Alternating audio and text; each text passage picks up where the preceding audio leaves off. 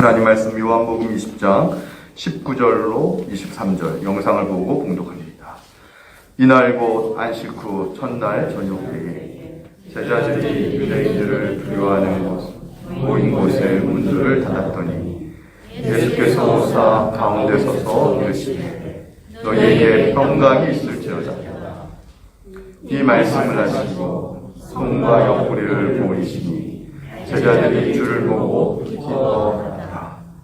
예수께서 또 이르시되 너희에게 평강이 있을지어다. 아버지께서 나를 보내신 것 같이 나도 너희를 보내노라. 이 말씀을 하시고 그들을 향하사 숨을 내쉬며 이르시되 성령을 받으라. 너희가 누구의 죄든지 사하면 사하여질 것이요 누구의 죄든지 그대로 두면 그대로 쓰리라 하시니라. 아멘. 주님 부활하셨습니다.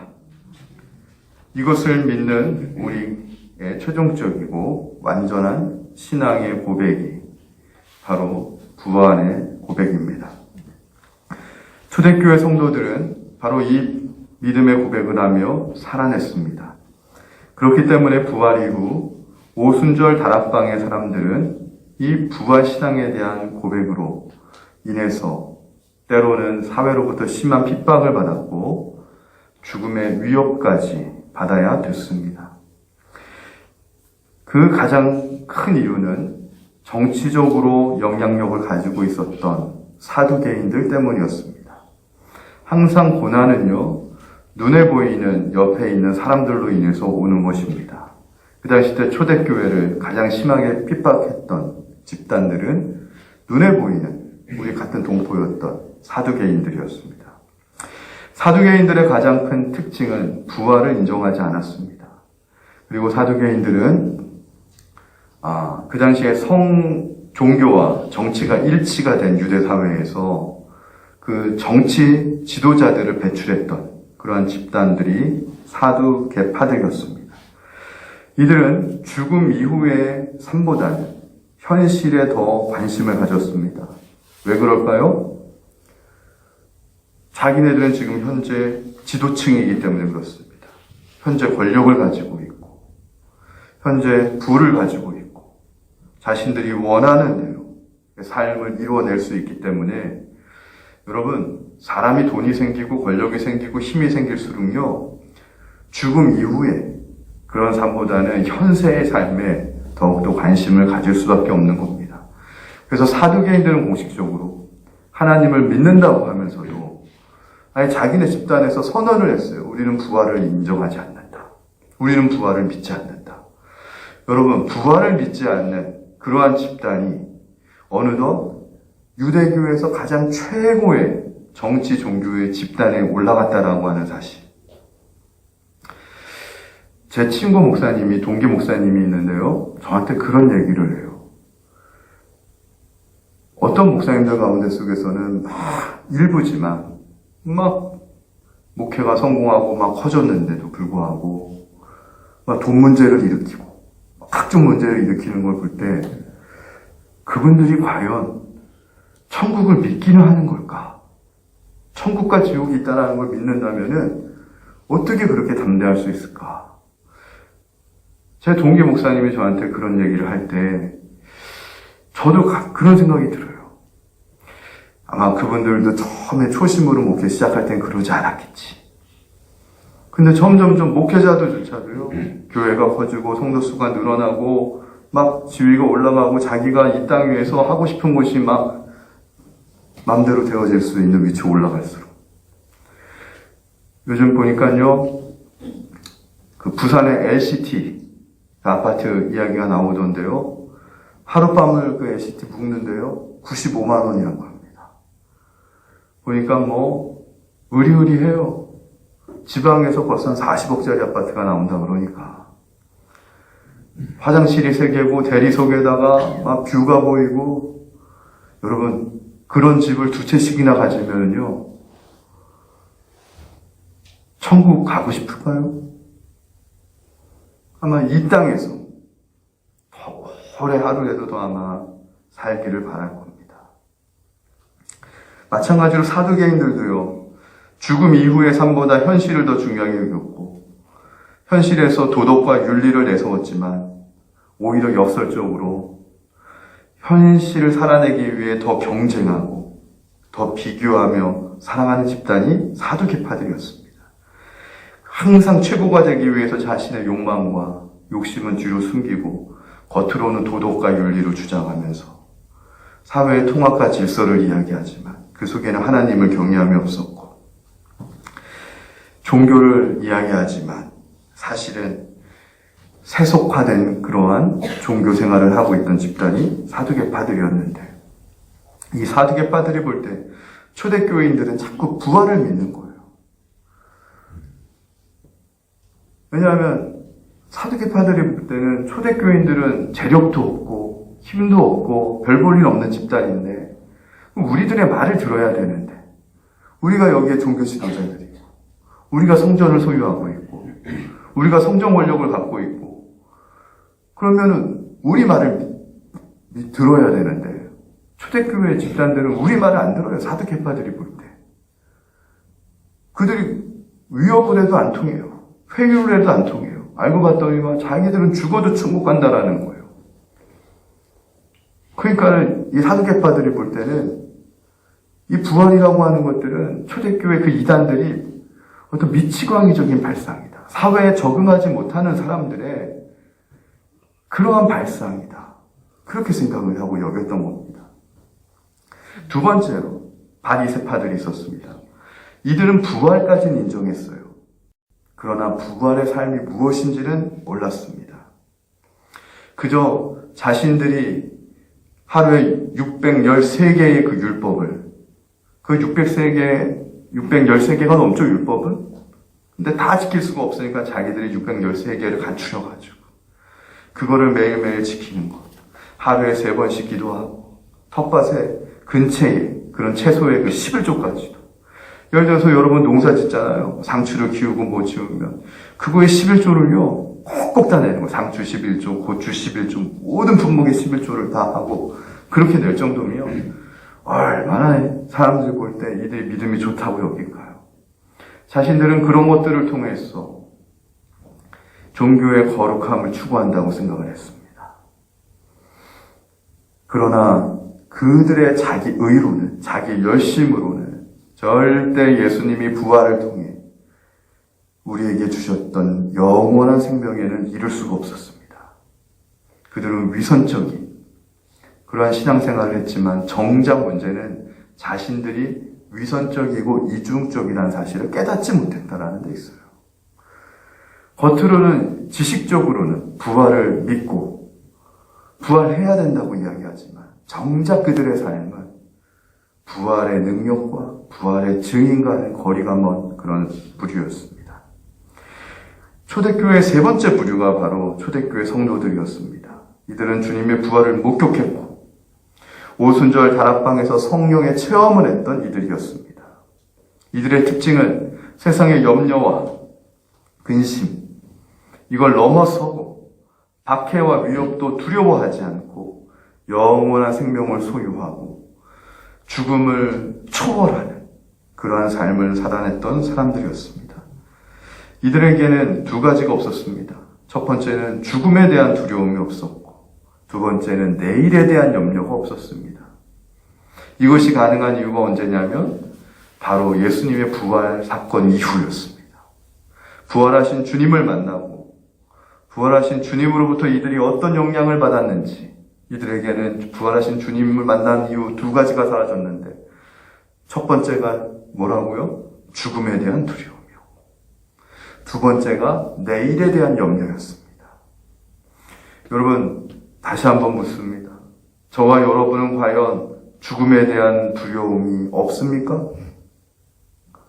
두 번째, 내일을 살아갈 경제에 대한 염려와 근심이 없습니까? 사라졌습니까? 아직도 이 두 가지에 매여 살고 있다면 우리도 초대교회 교인들처럼 부활하신 주님을 만나 부활의 능력과 소망, 바로 죽음에 대한 두려움, 내일에 대한 염려, 근심이 사라지는 그런 은혜를 받게 되시기를 주님의 이름으로 축원을 드립니다. 그래서 이 초대교회 사람들은 사도행전 2장 47절에 보니까 하나님을 모여서 찬미하고, 그러니까 온 백성들에게 친송을 받으니 주께서 이 초대교회에 날마다 구원받는 사람을 더하게 하셨더라고 나옵니다. 그래서 이들이 부활을 증언하니까 열매를 맺게 하셨다는 게 사도행전 2장 47절의 말씀인데, 그 열매가 무엇입니까?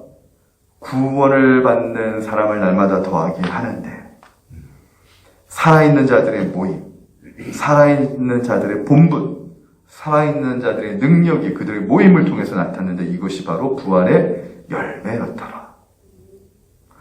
여러분, 우리도 부활의 열매를 받게 되길 원합니다. 주께서 구원받는 자들의 수를 날마다 더하게 하는 빛고울 교회가 되기를 소원합니다. 그렇게 하기 위해서 필요한 게 무엇일까요? 아름다운 건물을 지었다고 될까요? 주변에 여기 아파트에 사람들이 막 이제 앞으로 몰려들면 될까요? 아닙니다. 그것은 하나의 조건이지, 그것은 필수적인 요소가 아닙니다. 필수적인 요소는 무엇이냐면, 빛고울 교회가 부활의 능력으로 일어서야 된다는 것입니다. 저와 여러분이 부활의 능력을 받아야 된다는 것입니다. 부활의 능력이 무엇입니까? 부활의 생명이 무엇입니까? 부활의 생명을 받은 자는 이 땅에서의 죽음에 연연하지 않습니다.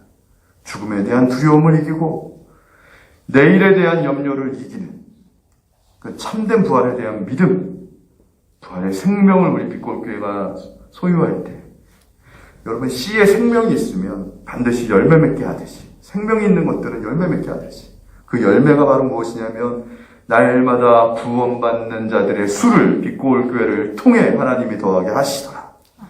사도행전 써내려갈 수 있는, 오늘날의 사도행전을, 현대적인 사도행전을 써내려갈 수 있는 바로 그 근거는 사도행전이 부활 이후에 쓰여졌다는 거예요. 자, 그러면 여러분, 부활은 무엇을 말합니까? 살아내는 능력을 말합니다. 부활의 생명이 무엇일까요? 어떤 분이 묻습니다. 목사님, 생명이 무엇인지 모르겠어요. 목사님 자꾸 생명 얘기하시는데 정말 성경이 얘기하는 생명이 무엇인지 궁금합니다 라고 저에게 묻더라고요. 그러면서 제가 우리 그 교우들에게도 이 생명에 대해서 정리를 해줘야 되겠구나 생각을 했습니다. 창세기 2장 7절에 보면요, 생명의 근원에 대해 우리에게 가르치는 생명의 지식이 나옵니다. 우리 다 함께 성경 창세기 2장 7절을 한번 찾아보겠습니다.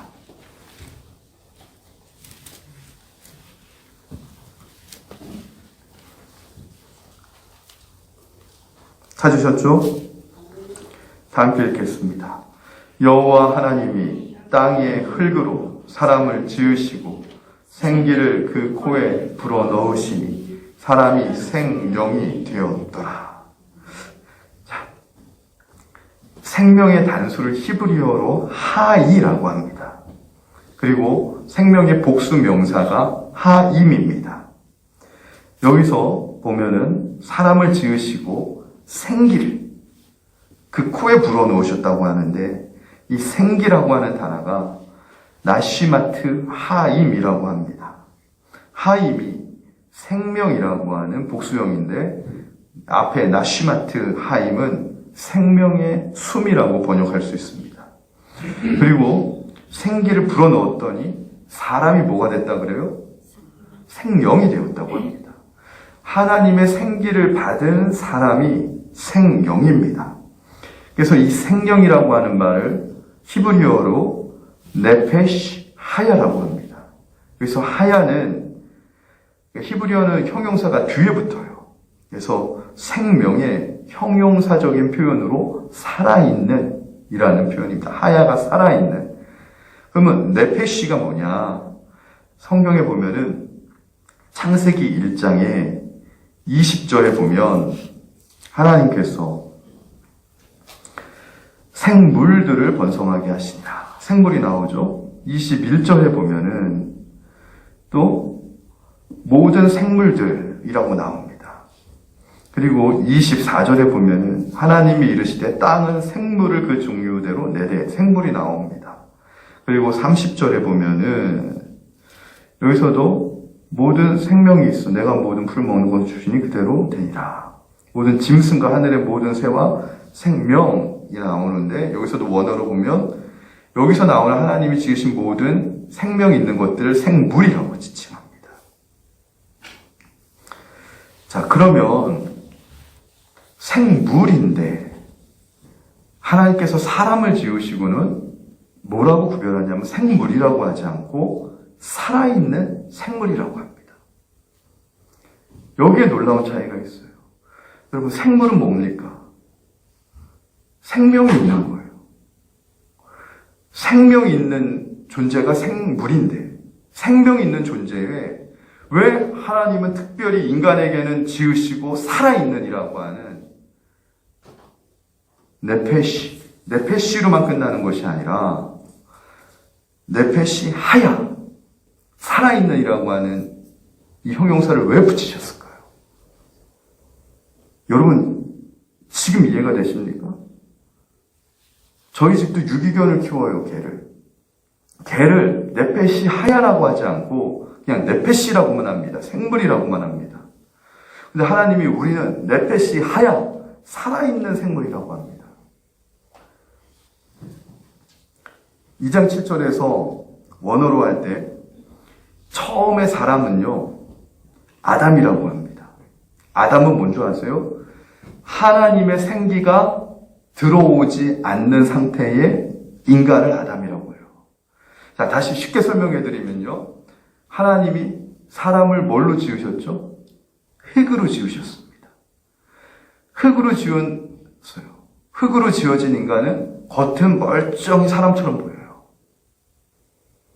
자, 그러면 제가 여기서 질문합니다. 흙으로 지었을 때 사람이 움직였을까요? 안 움직였을까요? 움직였습니다. 왜 움직였는지 아세요? 다른 생물들도 네페시 다 움직였기 때문이에요. 근데 하나님이 그 사람에게 코에 생기를 불어넣어 주었을 때 사람은 뭐가 됐죠? 생명이 됐어요. 여러분, 생물과 생명의 차이를 아십니까? 다른 모든 하나님이 모은 동식물들은 네페시, 그냥 생물이에요. 생기가, 하나님의 생기가 빠진 채로 그냥 생명은 있어요. 움직이는 그냥 존재예요. 그러나 하나님의 생기, 하나님의 영, 성령은 없어요. 우리 개 이름이 우주인데 장모치아만 돼요. 개가 제가 오늘 집회 끝나고 내려가서 만수기도 하면서 부활절이니까 하나님 우리 개 이제 1년 넘게 살았는데 성령을 받게 하여 주시옵소서, 성령을 주시옵소서 한다고 우리 개가 성령을 받을까요? 그리고 막 방언을 막 터뜨리고 막 이 개가 막 복음을 전하겠다고 막 나가고 막 예배를 드리면은 멍멍 그러면서 주인님 저도 예배에 같이 끼워주세요. 하나님을 찬양하고 싶습니다. 그럴까요? 못합니다. 왜냐하면 네페시 그냥 생물이에요. 우리 개가 무슨 하나님의 나라를 이해하겠어요? 무슨 십자가를 이해하겠습니까? 우리 개가. 근데 왜 사람에게는 하나님이 살아있는이라고 하는 것이 무엇이냐면 생기를 넣었다라는 거예요. 우리가 만일 성경에 대해서 무지한 게 무엇이냐면 하나님이 여러분에게 루하우, 생기를 넣으셨다라고 할 때 어떻게 생각하는지 아세요? 하나님이 맨 처음에 인간을 흙으로 만들었을 때 그게 진흙인간인가 보다 생각도 못하고 그냥 전원 스위치가 나가버린 로봇같이 생각합니다. 그러다가 막 하나님이 루하우를 넣으면 생기를 넣으면 그때부터 눈이 떠지고 막 생명을 얻어가지고 움직이는 줄 압니다. 여러분, 단순하게 육적으로요 그냥 생각하고 생명 작동이 일어나는 것이 아니었어요. 하나님이 그냥 사람을 처음에 흙으로 지을 때부터 다른 동물들 네페시처럼 사람을 움직였어요. 호흡 다 그냥 생명, 활동, 생리현상 다 했습니다. 근데 다만 이때의 사람의 뭐가 빠진 거예요? 하나님이 누군지 몰라요. 하나님과 교감할 수 없어요.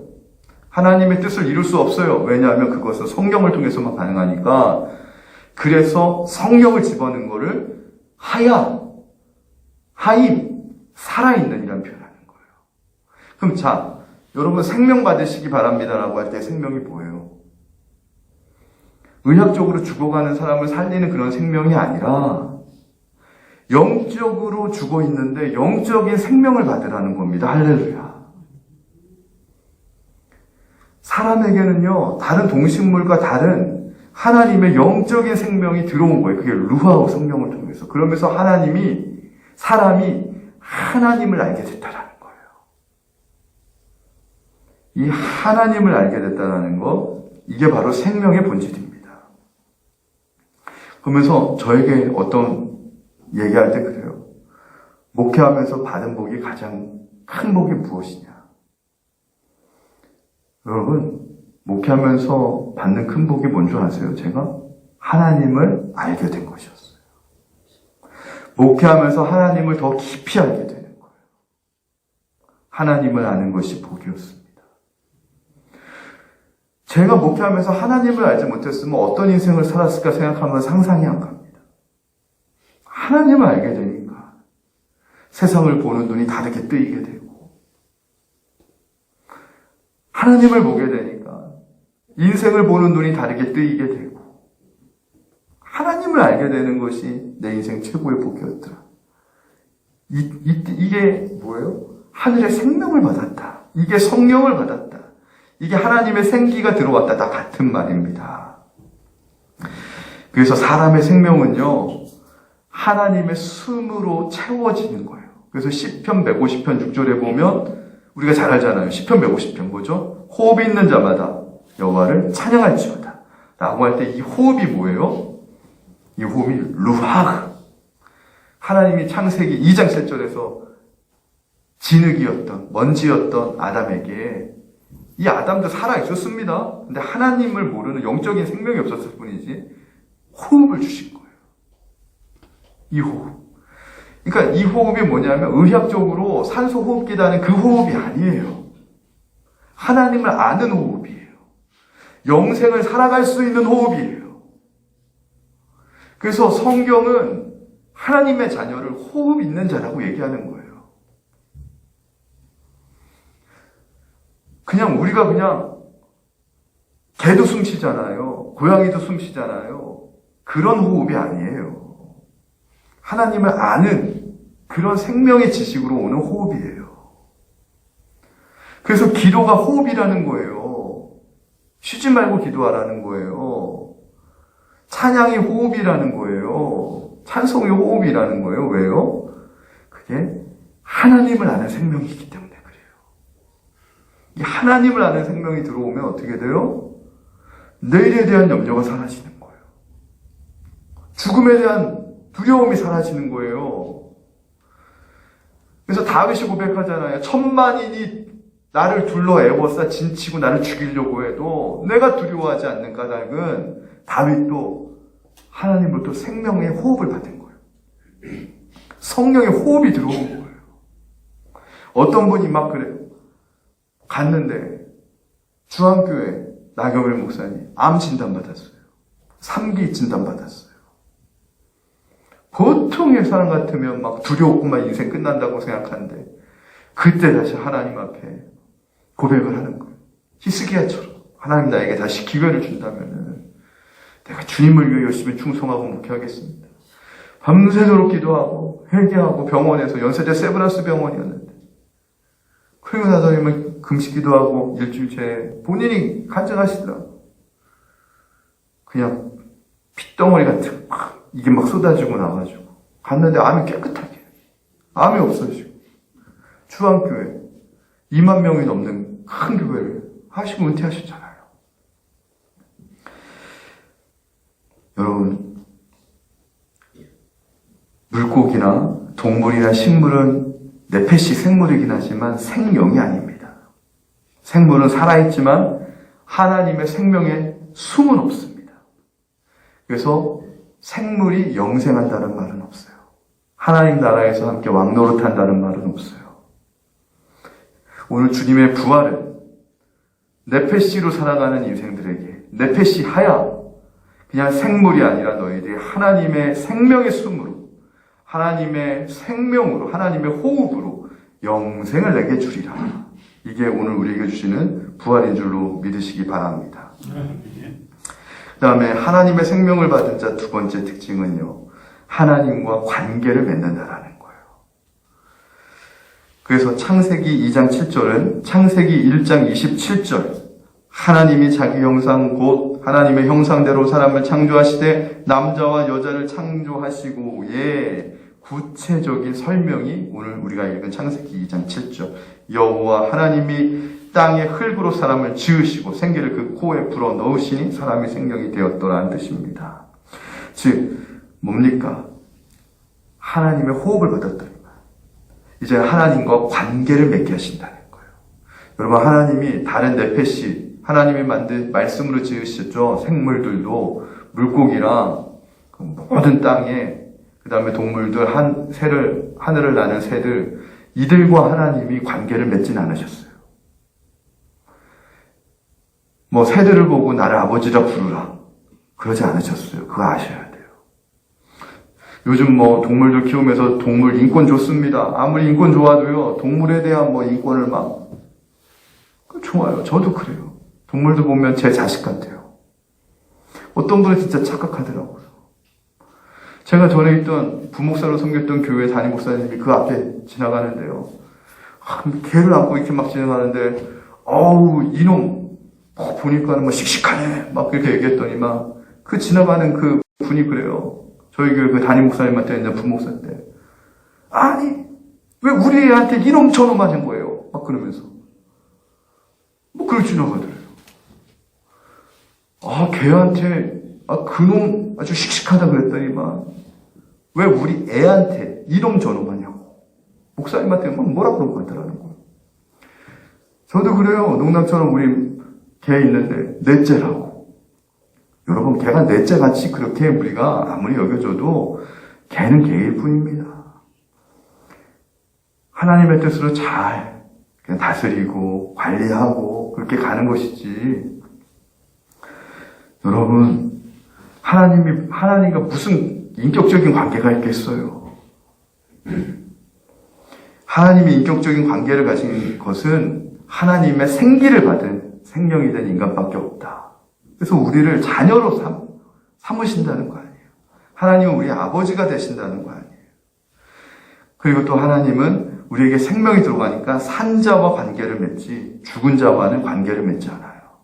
자, 그러면 예수님이 오늘 부활하시고 제자들에게 나타나서 이 네페시 하야, 이 하야를, 생기를 어떻게 하나님이 표현하셨죠? 예수님은 성령이라고 표현하셨습니다. 창세기 2장의 생기는 요한복음에서는 성령으로 번역이 되는 거예요. 그러면 성령이 없는 자는 살았습니까? 죽었습니까? 그냥 물리적인 생명은 가졌지만 영적인 생명으로는 죽은 거예요. 그래서 하나님은 영적으로 생명이 없는 자와는 살지 않아요. 하나님이 나는 산자의 하나님이라고 구약에서 말씀하신 건, 어떤 사람은 무지한 사람은 그럼 생명 있는 분 다 살아있지. 아닙니다.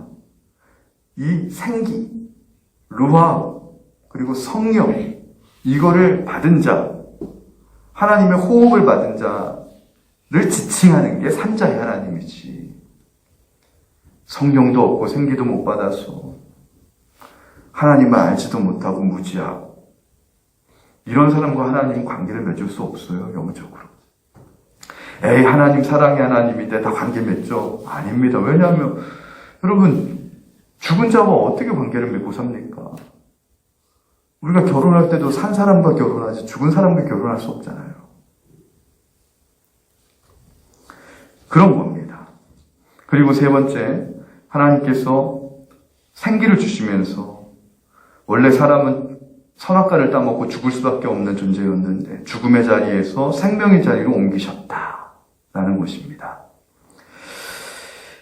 그래서 예수님도 우리를 흑암 권세에서 건지셔서 당신의 나라로 옮기셨어요. 그것이 무엇이냐면 예수님의 가상칠언의 두 번째가 무엇이냐면 세 개의 십자가였잖아요. 예수님 우편에 강도들이 있었잖아요. 우편 좌편에 강도가 있었는데 그 중에 강도 한 명이 예수님에게 이야기합니다. 주님, 당신의 나라에서 나를 기억해 주시기를 바랍니다. 그랬더니만 예수님이 그 고백을 했던 강도에게 오늘 너가 정녕 나와 함께 낙원에 거하리라. 이 강도는요, 예수님도 모르고 그냥 강도로 그냥 살았기 때문에 사망의 나라로 갈 수밖에 없었는데 예수님이 루하의예요. 생기고 성령이 있어요. 예수님이. 성령을 주시는 분이니까 예수님을 통해서 사망의 나라, 영원한 사망의 나라, 흑암의 권세 아래에 갈 수밖에 없는 이 강도가, 이 운명이 오늘 예수님을 만나고 나서 당신의 나라, 예수님의 나라, 하나님의 아들의 나라로 생명의 자리로 옮겨지게 되었다. 이것이 바로 생기를 받아 생명이 된 존재가 받게 된 특징이죠. 자, 그렇다면 이것을 다 잃어버렸어요, 죄로. 이거를 회복시키러 오신 분이 예수님이세요. 그래서 십자가에서 예수님이 모든 걸 다 담당하시고 오늘 부활하심으로써 다시 회복을 시키신 거예요. 자, 그러면 이 부활하신 이유를 세 가지로 오늘 잠깐 나눠보겠습니다. 첫 번째, 주님은요, 죽으셨기 때문에 부활하신 게 아니라 부활하시기 위해 죽으셨다라는 거예요. 무엇이냐면 부활이야말로 예수님의 최종적이고 완전한 사역이죠. 부활하시기 위해 죽으신 거예요. 왜냐하면 부활을 하셔야만 우리에게 생명의 숨, 부활의 숨으로 새로운 생명을 살아내는 존재로 우리를 살리실 수 있기 때문입니다. 자, 그러면은 오늘 22절에 보면은 숨, 성령을 받으라고 합니다. 창세기에서 하나님의 숨을 요한복음에서는 성령이라고 표현하는 거예요. 자, 그러면 받는다라고 하는 의미도요, 두 가지가 있어요. 그냥 받는다라는 걸 영어로 receive라 그래요. 그냥 받는 거예요. 아무 개념 없이 그냥 받는 거예요. 근데 곰곰이 생각하고 동의하고 받는 게 있어요. 그걸 accept이라고 합니다. accept. 여러분, 성령을 받으라고 할 때 receive 그냥 받는 겁니까? 아니면은 곰곰이 생각하고 동의하고 받는 겁니까? 성령이 하시는 대로 받아들이고 성령을 동의하면서 받아들여야 된다는 것이죠. 그러면 우리가 무엇을 받고 동의해야 되는가? 예수 그리스도께서 죄와 우리의 죄를, 우리의 죄값을 십자가에서 이미 치르셨다는 것을, 그것을 동의하고 그것을 받아야 된다는 거예요. 이것이 바로 믿음의 선물인 거예요. 그리고 그 믿음이 내 믿음이 되어야 되는 거예요. 그래서 사도 바울은 그럴 때 내가 그리스도와 함께 죽었습니다라고 고백할 수 있는 거예요. 여러분, 오늘 이 시간 제 말씀을 들을 때에 아, 그렇구나, 내가 그리스도와 함께 죽었구나, 장사되었구나, 이것이 믿어지시기를 주님의 이름으로 축원을 드립니다. 이것이 믿어지고 나면 또 뭐가 믿어진다는 거예요? 그리스도와 함께 죽은 나를, 그리스도를 살리신 하나님이 나도 함께 살리시고 부활시킨다. 그래서 이 부활의 믿음을 무슨 믿음이라고 이야기하면 맡기는 믿음이라 그래요. 따라해 봅시다. 맡기는 믿음. 맡기는 믿음이 있어야 돼요. 뭘 맡겨요? 자, 내가 십자가 진 게 아니에요. 주님이 십자가 지셨는데 그걸 믿으면은 우리도 십자가에서 내 죄값이 사라진 걸로 하나님이 여겨주시고 대우해 주신다는 거예요. 이게 되면은 자동적으로 주님이 부활하신 거예요. 내가 부활한 게 아니에요. 근데 내가 이전에 주님의 십자가를 믿었기 때문에 주님이 부활할 때 우리도 같이 부활한 걸로 하나님이 여겨주시겠다는 거예요. 이걸 맡기는 믿음이에요. 내가 한 게 아니라 하나님이 하신 것에 내 인생을 맡깁니다. 내가 동의하고 맡기는 거예요. 그래서 이 맡기는 믿음을 갖고 있는 사람에 대해서 베드로전서 5장 7절에서는 이렇게 얘기합니다. 너희 염려를 주께 맡기라. 예수님의 십자가와 부활이 믿어지는 것이 맡기는 믿음으로 믿어지는 것인데, 이 맡기는 믿음을 갖고 있는 사람은 베드로전서 5장 7절에 너희 염려를 주께 맡기는 삶을 산다는 거예요. 이는 그가 너희를 돌보십니다. 왜 돌봐요? 부활하셨으니까 돌볼 수 있는 거예요. 예수님이 십자가에서 죽으시고 없어지면 어떻게 우리를 돌볼 수 있습니까? 그러나 주님이 부활하신 주님이 볼지어다 내가 세상 끝날까지 너희와 함께하리라고 말씀하셨기 때문에 우리를 돌보실 수 있기 때문에 우리는 항상 부활하신 주님 때문에 우리의 염려와 근심을 맡길 수 있는 거예요. 이게 없는 사람들은요, 늘 초조해요. 늘 초조하는 게 뭔지 아세요? 노후에 대한 걱정, 쓸데없는 겁니다. 쓸데없는 거예요, 노후에 대한 걱정. 여러분, 부모들이 착각하는 게 부모가 자식을 염려하고 근심하니까 자녀들이 잘한다고 착각해요. 근데 예수님은 그래요. 들에 핀 백합화를 봐라. 그들은 수고도 하지 않고 길쌈도 하지 않는데 하나님이 키우신다. 들에 핀 백합화도 하나님이 기르시는데 왜 인간은 자기가 자기 자녀를 키운다라고 착각할까요? 그리고 자식도요, 자기가 그냥 잘나서 큰 줄 알아요. 다 틀렸어요. 하나님이 다 기르시는 거예요. 자식도 자기가 잘나서 큰 게 아니라 자기가 하나님의 은혜로 크는 거예요. 하나님 주신 생명 때문에. 할렐루야. 부모도 자기가 자식을 염려로 키운 게 아니라 하나님의 은혜로 그 부모의 자녀를 하나님이 키워주시는 거예요. 할렐루야. 우리는 염려해야지 내 키가 자란다고 생각해요. 염려해야지 내 은행의 잔고가 줄어들지 않는다고 생각해요. 우리가 염려하고 수고해야지 교회가 부흥한다 생각해요. 그렇지 않습니다. 하나님이 기르십니다. 중요한 건 부활하신 주님의 생명과 호흡을 우리가 받아서 호흡 있는 자들아 여호와를 찬양하냐, 하나님을 찬양하고 감사하는 삶을 할 수 있느냐. 오늘 하루도 내가 비록 몸이 질병이 있다 할지라도 이 질병마저도 하나님의 뜻이 있겠지 하고 감사하며 내가 부활의 증인의 삶을 살 때 하나님은 나의 약함을 통해서 하나님의 강함으로 일하시는 거예요. 부활에 대한 능력이에요. 부활에 대한 소망이에요. 그러면서 죄의 권세는요, 우리를 늘 염려 속에 사로잡아요. 근심 속에 사로잡아요.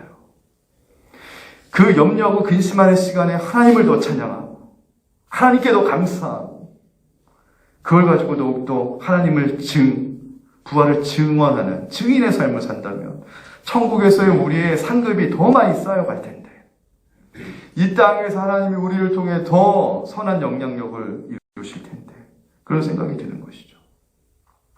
그렇게 살려면 첫 번째 숨을 받으라는 거예요. 숨을 내쉬면서 이 숨이 뭐예요? 구약에서는 하나님의 생기, 루아우, 신약에서는 성령이에요. 성령은 부활하신 주님을 경험하는 자만 받을 수 있는 거예요. 그리고 부활 신앙은 성령 받는 걸로부터 시작하는 거예요. 할렐루야.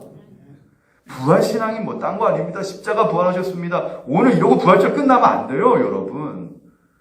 부활하신 주님이 제자들에게 나타난 것처럼 오늘 이 부활절을 드리는 이 교회에 부활하신 주님이 나타나 저와 여러분에게 성령 받으라 얘기할 때, 말씀을 통해 성령 받으라 얘기할 때 하나님 저도 성령 받기를 소원합니다. 맡기는 믿음으로 성령을 받는 저와 여러분이 되길 소원합니다. 이게 숨을 받는 거예요. 첫 번째가 숨이면 두 번째는 쉼이에요.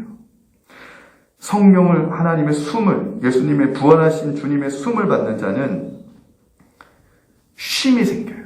이 쉼이 뭐냐면 평강이에요. 숨은 받는 거지만 쉼은 소유하는 겁니다. 그래서 숨을 잘 들이마시면 영적으로 쉼이 생기는 거예요. 여러분, 막 100m 달리기만 열심히 하고 나면 숨이 막 가쁘잖아요. 숨이 막 가쁠 때 어떻게 해요? 호흡을 잘 하라 그래요. 호흡을 잘 하게 되면 마음이 편안해지고 몸이 진정이 되는 거예요. 산소호흡기가 할 때 있잖아요. 호흡 떨어지면 죽는 거예요. 호흡이 돌아오면, 숨이 돌아오면 다시 사는 거예요. 이 쉼이라고 하는 것이 무엇이냐? 이거를 영적으로는 자유라고 표현해요. 그래서 갈라디아서 5장 1절에 보면 그리스도께서 우리를 자유롭게 하시려고, 십자가에 달려 돌아가셔서 자유를 주셨으니 그러므로 굳건하게 서서 다시는 종의 멍에를 매지 말라라는 거예요. 진리가 너희를 자유케 할 때 이 자유가 뭐냐면 성령을 받은 자, 부활하신 주님의 숨을 받은 자가 이런 영적인 자유를 누리는 거예요. 우상에서부터 얽매이지 않아요. 이사를 갈 때 뭐 길이를 잡아야 될지 이런 거에 얽매이지 않아요. 무당이 저주에도 얽매이지 않아요. 귀신이 저주에도 얽매이지 않아서 사람이 저주에도 얽매이지 않아요. 사람들은 그래요. 사람들 희한해요. 어떤 사람들이 있잖아요. 당신 안 될 거야 얘기하면 기분이 찝찝하대요. 예수 믿는 사람은요 그런 말 들어도 기분이 찝찝하면 안 돼요. 제가 어떤 얘기 들었는지 아세요? 저한테 그러더라고요. 당신 목회가 잘 되면 내 손에 막 장을 지치겠다고. 어떤 분은 그래요. 난 그래서 근데 하나도 있잖아요. 그게 저한테는요 마음에 거리낌이 없어요. 걸리는 게 없어요. 왜냐하면 주님이 저에게 자유를 주셨기 때문에. 누가 저를 저주하고요, 누가 저를 욕하고요, 누가 너를 험담해도요, 이 주님이 주시는 부활의 숨을 받지 못해서, 성령을 받지 못해서 자유가 없는 사람은 거기에 얽매여요. 근데 진짜 그렇게 되나? 나에게 안 된다고 하는 사람이 그렇게 많은데, 나를 험담하는 사람이 그렇게 많은데, 보통의 사람들은 무너져요. 사업하다가 무너져요. 정치하는 사람들도요, 막 그렇게 언론에서 막 험담 막 들어오면요, 공격 들어오면 무너져요. 걸려요. 사람이 눌려요. 근데 성령 받으면 눌리지 않아요. 사람들이 천만인이 나한테 둘러싸서 저주를 하고 험담을 하고 안 된다고 해도요, 살아계신 주님이 우리 보고 된다 그러면 되는 거예요. 할렐루야. 이게 부활의 능력이에요. 이게 자유하다는 거예요. 다 안 된다 그래요. 뭐 코로나 시대에 목회 다 안 된다 그래요. 저는 웃기지 말라 그래요. 속으로. 주님 아직 안 돌아가셨다. 주님 살아계시면 되는 거예요. 할렐루야. 되는 거예요. 여러분, 왜 우리는 자꾸 부활의 주님 얘기하면서도 부활의 주님이 뭔지 모르고 사람들이 그냥 주변에서, 여러분, 주변에서 저 교회 된다 그러면 될 것 같아요? 아니에요. 주변에서 사람들이 막 사업 될 것 같다 그러면 되는 거예요? 아니에요. 여러분, 사람들은 그냥 립서비스도 많이 해요. 진짜 되는 것은 무엇이냐면 말씀으로 이 세상을 지으신 하나님이 우리에게 말씀하시면 되는 걸 믿으시기 바랍니다. 그거예요. 그래가지고 말씀의 영향력을 받자라는 게 뭐예요? 주변의 사람들이 사업 안 될 것 같아요. 믿지 마세요. 말씀으로 된다 그러면 그걸 받으라는 거예요. 그래서 일천번제 하잖아요. 말씀 적고 기도하시라는 거예요. 그렇게 응답 받은 걸 믿으시기 바랍니다. 자, 그럼 마지막으로 삶이에요. 숨, 쉼. 쉼을 얻게 되면은 21절에 삶을 위해 가라는 거예요. 산다는 것은 뭐예요? 가는 거예요. 하나님이 지시하는 곳으로 가는 거예요. 본토 친척 아베 집을 떠나서 하나님이 말씀하시로 하는 곳으로 가는 게 삶이에요. 그래서 부활하신 주님의 생명을 받은 자는 쉼을 얻어요. 자유를 누리고, 이 자유, 의지의 자유, 복음 안에서의 자유를 누리고, 뭐예요? 어떤 사망, 그리고 저주로부터 벗어나는 자유를 누리고, 이 자유를 갖고 살아가라는 거예요. 사명의 삶을 살아가라는 거예요. 생명이 살아가는 게 뭡니까? 주님의 십자가를 증언하는, 죄의 사함을 선포하는 그러한 삶을 살라는 거예요.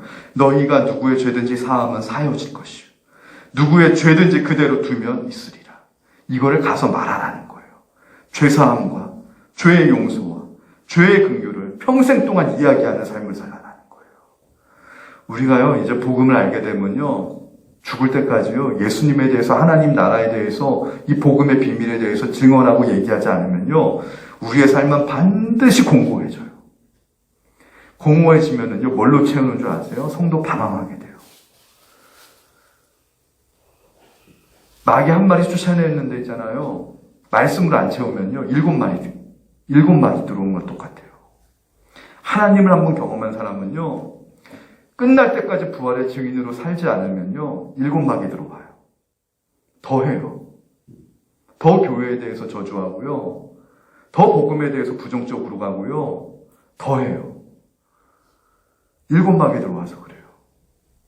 제가 그 원리를 알았어요. 주님의 숨을 마신 자는요, 하나님 찬양해야 되고요, 하나님께 감사해야 되고요, 이 죄사함과 죄 용서의 이 비밀을요, 자꾸 얘기해 줘야 돼요. 부활의 증인으로 평생 살아가야 돼요. 그러면 오히려 더 충만해져요. 그러면 오히려 더 기뻐져요.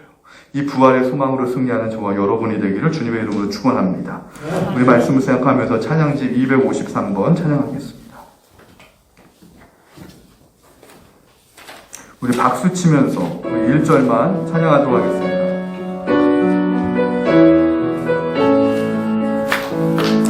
주 하나님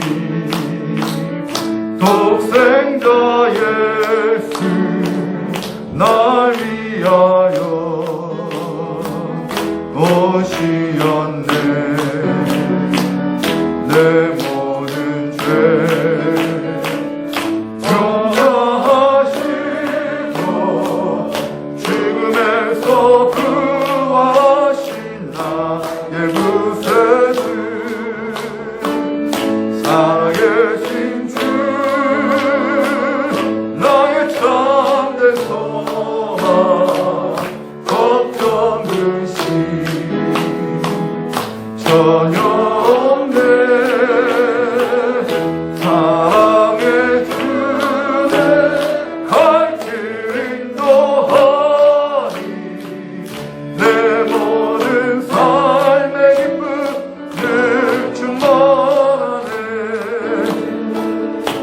우리 딱 1분만 기도하길 원합니다.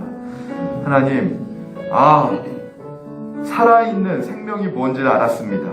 그냥 생물들도 호흡하고 다 움직이지만 하나님의 생명을 받지 못해서 하나님이 누군지 알지 못하고 하나님 나라가 뭔지 모르고 하나님의 뜻대로 사는 게 뭔지 모르는데 하나님의 생기를 받아 하나님의 생명을 받은 존재는 하나님과 관계하게 되고 하나님의 뜻대로 살게 되는 것이 축복이고 복이라는 걸 깨닫게 되는 것, 이것이 바로 루하의 예수님이 제자들에게 주시는 성령 받는 것인 줄 이제 알았습니다.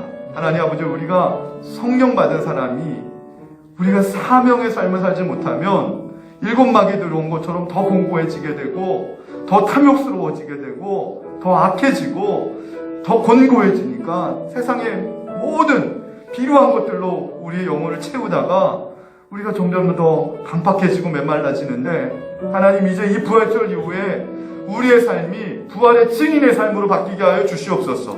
부활의 능력으로 바뀌게 하여 주시옵소서. 죽음에 대한 두려움을 이기게 하시고 내일에 대한 염려를 이기게 하시고 하나님이 주시는 사랑과 평안과 기쁨으로 사랑으로 늘 충만한 인생, 감사하는 인생, 그렇게 살려면 부활의 증인, 이 복음의 비밀을 평생 증거하는 인생, 그렇게 살게 해달라고 이 시간 1분 동안만 우리 주님의 이름 한번 외치고 간절히 통성으로 기도합니다. 주여, 하나님 아버지 은혜를 감사합니다. 아버지 은혜를 감사합니다. 아버지, 저희들이 하나님 아버지 왜 이렇게 공고한 인생을 삽니까? 아버지 하나님, 아버지 하나님, 저희들 하나님 아버지 이제 부활하신 주님 만났어. 다시 한번 일어나길 원합니다.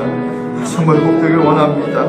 우리에게 숨과 쉼과 삶을 주시는 하나님 아버지, 부활의 능력으로 하나님 아버지 성령을 받게 하시고 쉼, 하나님 자유, 복음의 자유를 누리게 하시고 사명의 삶을 사는, 부활의 증인의 삶을 사는 저희들 되게 하여 주옵소서. 예수님의 이름으로 기도하옵나이다. 아멘. 부활하신 주님을 통하여서 주님의 성령을 받게 하시고 성령을 받아 복음의 자유, 쉼을 누리게 하시고 이 쉼 속에서 충만하여져서 사명의 삶을 살게 하여 주옵소서. 예수님의 이름으로 기도하옵나이다. 다 함께 일어나시겠습니다.